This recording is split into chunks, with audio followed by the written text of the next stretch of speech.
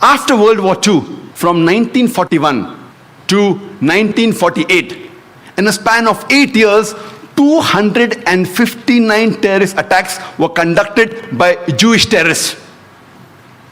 By many organizations, Ignun, Stern Gang, Haganah, and we know of the famous bombing of King David Hotel, which took place on the 22nd of July 1946. They were conducted by Ignun under the leadership of Menachem Begin, in which 91 innocent people were killed, out of which 28 were British, 41 were Arabs, 17 Jews, and 5 others. The Ignun group, they dressed up as Arabs to show as though Muslims did the bombing.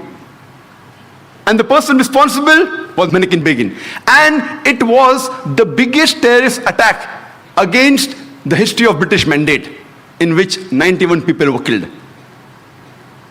And at that time, Menachem Begin, he was called as terrorist number 1 by the British government. Later on, after a few years, he becomes the Prime Minister of Israel. And later on, after a few years, he gets the Nobel Prize for Peace. Imagine, a person who has killed hundreds and thousands of innocent human beings becomes the Prime Minister of Israel and later on gets the Nobel Prize for Peace. And most of the groups that were fighting, like Stern Gang, Ignun, Haganah, all of these Jewish groups and the leaders like Yitzhak Rabin, Menachem Begin, Ariel Sharon, later on became prime ministers and high-holding ranks in the state of Israel. And all of them, they were fighting for a Jewish state.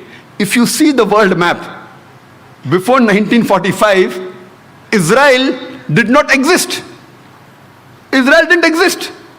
These Jewish groups, they were called as terrorists by the Britishers. They fought for a Jewish state.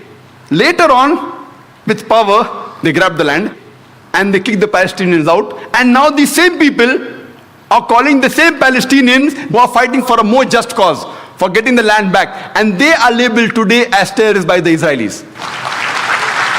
Imagine, Hitler incinerated 6 million Jews. He kicks the Jewish community out. Why should they come to Palestine? The Palestinians, they welcome the cousins with open hands. If they should take a land, they should go back to Germany. They should go back to Europe.